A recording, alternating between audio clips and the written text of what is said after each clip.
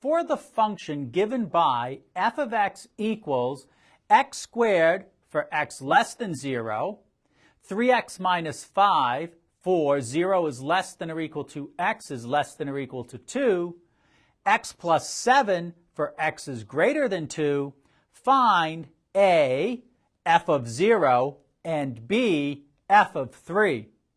Well, the first thing we need to determine to find f of 0 is which of the three pieces we use to evaluate it. Well, we want to look for when the value of x is 0, and that would be within this particular piece, the 3x minus 5. Therefore, f of 0 is 3 times 0 minus 5, which equals negative 5. For part B, we want to identify the piece where x is equal to 3. So this piece here, 3 of course is greater than 2, so we want to use the formula x plus 7.